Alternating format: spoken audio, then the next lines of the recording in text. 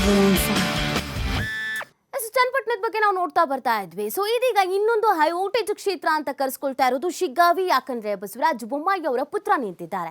So ಹಾಗಾಗಿ ಅವರ ವರ್ಚಸ್ಸು ಕೂಡ ದುಪ್ಪಟ್ಟು ಮಾಡ್ಕೋಬೇಕು, ಅವರ ಪುತ್ರನಿಗೂ ಕೂಡ ರಾಜಕೀಯ ಭವಿಷ್ಯವನ್ನು ಕಲ್ಪಿಸಬೇಕು. ಹಾಗಿದ್ರೆ ಈ ಕ್ಷೇತ್ರ ಕೂಡ ಎಷ್ಟು ಪ್ರತಿಷ್ಠೆಯಾಗಿ ತೆಗೆದುಕೊಳ್ಳಲಾಗಿತ್ತು, ಸದ್ಯದ ಅಲ್ಲಿನ ಸಿಚುವೇಶನ್ ಏನಿದೆ ಎಲ್ಲವನ್ನೂ ಕೂಡ ನೋಡ್ತಾ ಹೋಗೋಣ. ಪ್ರತಿಷ್ಠೆಯ ಕಾಳಗವಾಗಿ ಮಾರ್ಪಟ್ಟಿದೆ ಶಿಗ್ಗಾವಿ ಕ್ಷೇತ್ರ. ತಮ್ಮ ಕ್ಷೇತ್ರವನ್ನ ಉಳಿಸ್ಕೊಳ್ತಾರ ಬಸವರಾಜ ಬೊಮ್ಮಾಯಿ ಅವರು. ಶಿಗ್ಗಾವಿಯಲ್ಲಿ ಬಿಜೆಪಿ ಭದ್ರಕೋಟೆ ಛಿದ್ರ ಮಾಡಬೇಕು ಅಂತ ಕಾಂಗ್ರೆಸ್ನವ್ರು ಪ್ಲಾನ್ ಮಾಡ್ಕೊಂಡಿದ್ರು. ಅದು ವರ್ಕೌಟ್ ಆಗುತ್ತಾ, ಛಿದ್ರ ಆಗತ್ತಾ ಅಥವಾ ಭದ್ರವಾಗಿ ಉಳ್ಕೊಳುತ್ತಾ? ಪ್ರಶ್ನೆಗೆ ಉತ್ತರ ಸಿಗುತ್ತೆ ಇನ್ನೇನು ಸ್ವಲ್ಪ ಹೊತ್ತಲ್ಲ. ಭರತ್ ಬೊಮ್ಮಾಯಿ ಮತ್ತು ಯಾಸಿದ್ ಖಾನ್ ನಡುವೆ ದೊಡ್ಡದೊಂದು ಫೈಟ್ ಇದೆ. ಯಾರಿಗೆ ಜಯ ಅಂದಿದ್ದಾರೆ ಕ್ಷೇತ್ರದ ಮತದಾರ ಪ್ರಭುಗಳು? ರಾಜಕೀಯ ನಾಯಕರ ತಂತ್ರ ಪ್ರತಿತಂತ್ರಗಳು ವರ್ಕೌಟ್ ಆಗತ್ತಾ? ಕಾದು ನೋಡ್ಬೇಕಾಗಿದೆ. ಎಸ್, ಒಂದು ಚುನಾವಣೆಯಲ್ಲಿ ಕೇವಲ ಆ ಅಭ್ಯರ್ಥಿಯ ಭವಿಷ್ಯ ಮಾತ್ರ ನಿರ್ಧಾರ ಆಗತ್ತೆ ಅನ್ನೋದನ್ನ ನಾವು ಗಮನಿಸ್ತಾ ಇದ್ವಿ. ಆದ್ರೆ ಈ ಬಾರಿಯ ಬಹುತೇಕ ಈ ರಿಸಲ್ಟ್ ನಾವು ನೋಡೋದಾದ್ರೆ ಅವರ ಜೊತೆಗೆ ಅವರ ತಂದೆಯರ ವರ್ಚಸ್ಸು ಕೂಡ ಹೆಚ್ಚಾಗುವಂತದ್ದು. ಅದು ಚನ್ನಪಟ್ಟಣ ಆಗಿರ್ಬೋದು, ಈಗ ಶಿಗ್ಗಾವಿ ಆಗಿರ್ಬೋದು. ಭರತ್ ಬೊಮ್ಮಾಯಿ ಅವರು ಗೆದ್ರೆ ಬಸವರಾಜ ಬೊಮ್ಮಾಯಿ ಅವರ ವರ್ಚಸ್ಸು ಕೂಡ ಜಾಸ್ತಿ ಆಗುತ್ತೆ. ಕಾರಣ ತನ್ನ ಪುತ್ರನನ್ನ ಗೆಲ್ಲಿಸ್ಕೊಂಡ್ರು ಅನ್ನುವಂತ ಕಾರಣಕ್ಕಾಗಿದೆ. ಸೊ ಹೀಗಿರ್ಬೇಕಾದ್ರೆ ನಿರೀಕ್ಷೆಗಳು ದುಪ್ಪಟ್ಟಿದೆ. ಇನ್ನು ನಾವು ಶಿಗ್ಗಾವಿ ವಿಚಾರಕ್ಕೆ ಬರೋದಾದ್ರೆ ಬಸವರಾಜ ಬೊಮ್ಮಾಯಿ ಅವರಿಗೆ ರಾಜಕೀಯ ಪುನರ್ಜನ್ಮವನ್ನ ಕೊಟ್ಟಿದ್ದು ಇದೇ ಕ್ಷೇತ್ರ. ಅವರನ್ನ ನೀರಾವರಿ ಸಚಿವರನ್ನಾಗಿ ಮಾಡಿದ್ದು ಇದೇ ಕ್ಷೇತ್ರ, ಗೃಹ ಸಚಿವರನ್ನಾಗಿ ಮಾಡಿದ್ದು ಇದೇ ಕ್ಷೇತ್ರ, ಕೊನೆಗೆ ಸಿಎಂ ಆಗಿ ಮಾಡಿದ್ದು ಕೂಡ ಇದೇ ಕ್ಷೇತ್ರ. ಹೀಗಿರ್ಬೇಕಾದ್ರೆ ಅವರ ಪುತ್ರನನ್ನ ಕೂಡ ಇಲ್ಲಿ ಗೆಲ್ಲಿಸ್ಕೊಂಡು ಬರ್ತಾರ ಕ್ಷೇತ್ರದ ಜನತೆ ಅನ್ನೋದು ಪ್ರಶ್ನೆ. ಸ್ಟಾರ್ಟಿಂಗ್ ಅಲ್ಲಿ ಯಾವ ಅಭ್ಯರ್ಥಿನ ಆಯ್ಕೆ ಮಾಡ್ಕೋಬೇಕು ಅಂತ ಗೊಂದಲದಲ್ಲಿದ್ದಂತ ಕಾಂಗ್ರೆಸ್ ಕೊನೆಯದಾಗಿ ಎಲ್ಲವನ್ನೂ ಸರಿಪಡಿಸ್ಕೊಂಡಿತ್ತು. ಸೊ ಹೀಗಿರ್ಬೇಕಾದ್ರೆ ಯಾರು ಗೆಲ್ತಾರೆ ಅನ್ನೋದು ಕೂಡ ಅಲ್ಲೂ ಕುತೂಹಲಕ್ಕೆ ಕಾರಣವಾಗಿದೆ.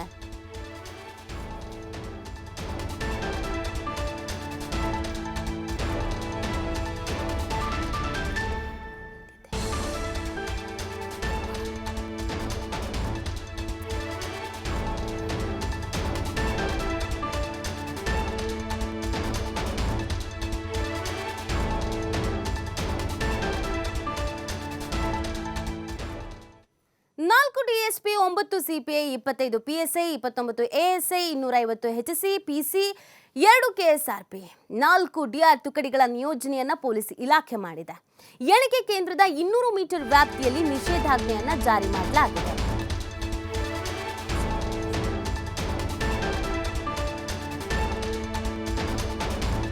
ಅಲ್ಲಿನ ಸಿದ್ಧತೆ ಬಗ್ಗೆ ನಾವು ನೋಡ್ತಾ ಇದ್ವಿ. ಪ್ರತಿ ಟೇಬಲ್ಗೆ ಒಬ್ಬರು ಎಣಿಕೆ ಮೇಲ್ವಿಚಾರಕರನ್ನ ನೇಮಕ ಮಾಡಲಾಗಿದೆ.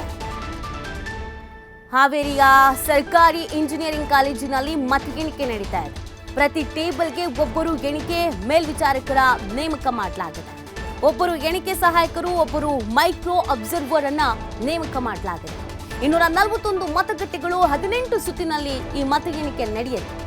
ಎಣಿಕೆ ಕೇಂದ್ರದ ಬಳಿ ಪೊಲೀಸ್ ಬಿಗಿ ಬಂದೋಬಸ್ತನ್ನ ನಿಯೋಜಿಸಲಾಗಿದೆ.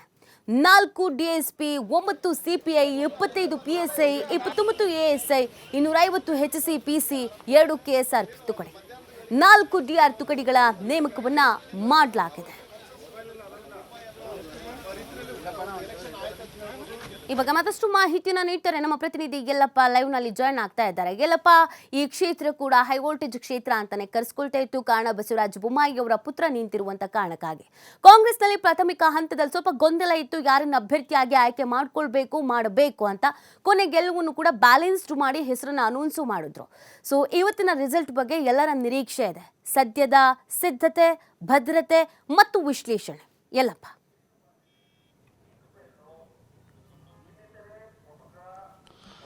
ನೀತಿ ರಾಜ್ಯದಲ್ಲಿ ನಡೆದಂತಹ 3 ಉಪಚುನಾವಣೆಯಲ್ಲಿ ಹೈ ವೋಲ್ಟೇಜ್ ಕ್ಷೇತ್ರ ಅಂತಂದ್ರೆ ಅದು ಶಿಗ್ಗಾವಿ ವಿಧಾನಸಭಾ ಕ್ಷೇತ್ರ. ಇದೇ ಒಂದು ಶಿಗ್ಗಾವಿ ವಿಧಾನಸಭಾ ಕ್ಷೇತ್ರಕ್ಕೆ ಇಲ್ಲಿ ವಿಜಯದ ಮಾಲೆ ಯಾರು ಕೊರಳಿಗೆ ಬೀಳುತ್ತೆ ಅನ್ನೋದ್ರ ಬಗ್ಗೆ ಇನ್ನೂ ಕೆಲವೇ ಗಂಟೆಗಳಲ್ಲಿ ಇಲ್ಲಿ ಅಂದ್ರೆ ಭವಿಷ್ಯ ಹೊರಲು ಬೀಳಲಿದೆ. ಕಳೆದ 13ರಿಂದ ನಡೆದಂತಹ ಏನು ಚುನಾವಣೆ ಇತ್ತು ಆ ಮತದಾನದಂದು ಇಲ್ಲಿ ಅಂದ್ರೆ 8 ಅಭ್ಯರ್ಥಿಗಳ ಹಣೆ ಬರವನ್ನ ಕ್ಷೇತ್ರದ 2,37,000 ಮತದಲ್ಲಿ 1,91,000 ಮತರು ಇಲ್ಲಿ ಅಭ್ಯರ್ಥಿಗಳ ಹಣೆ ಬರಹವನ್ನ ಬರೆದ್ರು. ಆ ಹಣೆ ಬರಹ ಇವತ್ತು ಹೊರಬೀಳದೆ ಈಗ ಈಗಾಗಲೇ ಇನ್ನೂ ಕೆಲವೇ ಕ್ಷಣಗಳಲ್ಲಿ ಇಲ್ಲಿ ಅಂತಂದ್ರೆ ಸ್ಟ್ರಾಂಗ್ ರೂಮ್ ಅನ್ನ ಇಲ್ಲಿ ಏಜೆಂಟ್ರು ಮತ್ತು ಏನು ಯಾರು ಚುನಾವಣಾಧಿಕಾರಿಗಳಿದ್ರು ಚುನಾವಣಾಧಿಕಾರಿಗಳು ಪೊಲೀಸ್ ಅಧಿಕಾರಿಗಳ ಸಮ್ಮುಖದಲ್ಲಿ ಇಲ್ಲಿ ಅಂತಂದ್ರೆ ಇಲ್ಲಿ ಸ್ಟ್ರಾಂಗ್ ರೂಮ್ ಅನ್ನ ಓಪನ್ ಮಾಡಿದ್ರೆ ಇನ್ನೂ 1 ಗಂಟೆ ನಂತರ ಸರಿಯಾಗಿ ಇಲ್ಲಿ ಅಂತಂದ್ರೆ 8 ಗಂಟೆಯ ಸುಮಾರಿಗೆ ಇಲ್ಲಿ ಮತ ಎಣಿಕೆ ಆರಂಭವಾಗುತ್ತೆ. ಒಟ್ಟು ಇಲ್ಲಿ ಅಂದ್ರೆ 14 ಟೇಬಲ್ಗಳನ್ನು ಅಳವಡಿಕೆ ಮಾಡಲಾಗಿದೆ. 14 ಟೇಬಲ್ಗಳಲ್ಲಿ ಪ್ರಮುಖವಾಗಿ ಇಲ್ಲಿ ಅಂದ್ರೆ ಒಂದು ಅಂಚೆ ಮತದಾನಕ್ಕೆ ಸೀಮಿತವಾಗಿದ್ರೆ ಒಟ್ಟು 18 ಸುತ್ತುಗಳಲ್ಲಿ ಇಲ್ಲಿ ಅಂದ್ರೆ ಮತ ಎಣಿಕೆ ಪ್ರಕ್ರಿಯೆ ನಡೆಯಲಿದೆ. ಈ ಸಂದರ್ಭಕ್ಕೆ ಈಗಾಗಲೇ ಒಂದ್ ಕಡೆ ರಾಜಕೀಯ ಭವಿಷ್ಯ ಇವತ್ತು ಏನು ಮಾಜಿ ಮುಖ್ಯಮಂತ್ರಿ ಬಸವರಾಜ ಬೊಮ್ಮಾಯಿ ಅವರ ಮಗನ ಭವಿಷ್ಯ ಇವತ್ತು ಈ ಒಂದು ಚುನಾವಣೆ ಮೇಲೆತ್ತಿದೆ. ಬಸವರಾಜ ಬೊಮ್ಮಾಯಿಗೆ ಸೋಲಿನ ರುಚಿ ತೋರಿಸಲೇಬೇಕು ಅಂತೇಳಿ ಕಾಂಗ್ರೆಸ್ ನಾಯಕರು ಟೊಂಕ ಕಟ್ಟಿ ನಿಂತಿದ್ರು. ಸಚಿವ ಸತೀಶ್ ಜಾರಕಿಹೊಳಿ ಸೇರಿದಂತೆ ಡಜನ್ ಸಚಿವರು ಇಲ್ಲಿ ಅಂದ್ರೆ ಕ್ಷೇತ್ರದಲ್ಲಿ ಬೀಡು ಬಿಟ್ಟು ಜಿಲ್ಲಾ ಪಂಚಾಯತಿ ವಾರು ಗ್ರಾಮ ಪಂಚಾಯತಿ ವಾರು ಇಲ್ಲಿ ಅಂದ್ರೆ ಅಬ್ಬರದ ಪ್ರಚಾರವನ್ನು ಮಾಡಿದ್ರು, ಪ್ರತಿತಂತ್ರವನ್ನ ಮಾಡಿದ್ರು. ಬಸವರಾಜ ಬೊಮ್ಮಾಯಿ ಅವರಿಗೆ ಸೋಲಿನ ರುಚಿ ತೋರಿಸಲೇಬೇಕು ಅಂತೇಳಿ ದೊಡ್ಡದಂತ ಒಂದು ಚಕ್ರವ್ಯೂಹನೇ ಹೆಣೆಯುವಂತ ಕೆಲಸವನ್ನ ಕಾಂಗ್ರೆಸ್ ನಾಯಕರು ಮಾಡಿದ್ರು.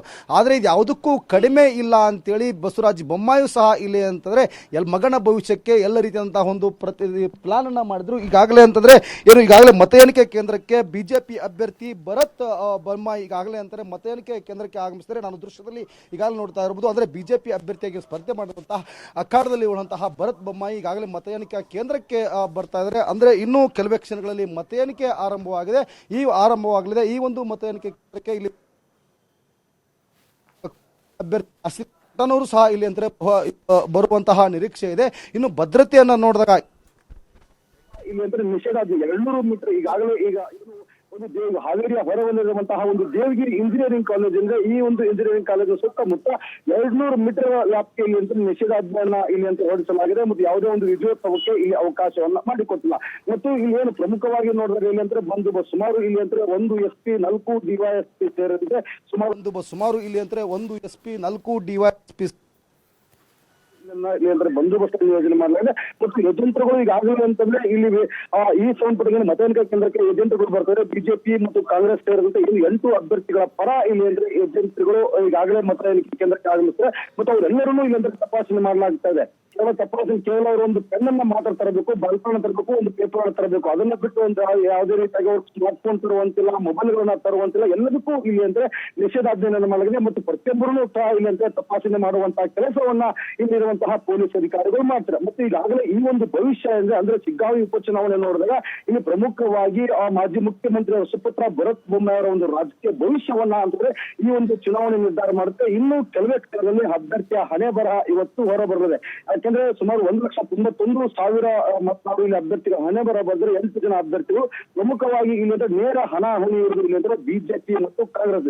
ಯಾಕಂದ್ರೆ ಬಿಜೆಪಿ ಸಹ ಈ ಒಂದು ಚುನಾವಣೆಯನ್ನ ಪ್ರತಿಷ್ಠೆಯಾಗಿ ತೆಗೆದುಕೊಂಡ್ರೆ ಇಲ್ಲಿ ಕಾಂಗ್ರೆಸ್ ಸಹ ಈ ಒಂದು ಚುನಾವಣೆ ಬಹಳಷ್ಟು ಇಲ್ಲಿ ಅಂತ ಯಾಕಂದ್ರೆ 1994ರಿಂದ ಆ ಕಡೆ ನೋಡಿದಾಗ ಇಲ್ಲಿ ಅಂತ ಈ ಒಂದು ಇಲ್ಲಿ ಅಂತಾರೆ. ಯಾಕಂದ್ರೆ 1994ರಿಂದ ಆ ಕಡೆ ನೋಡಿದಾಗ ಇಲ್ಲಿ ಅಂತಾರೆ ಈ ಒಂದು ಕ್ಷೇತ್ರದಲ್ಲಿ ಕಾಂಗ್ರೆಸ್ ಗೆದ್ದಿಲ್ಲ.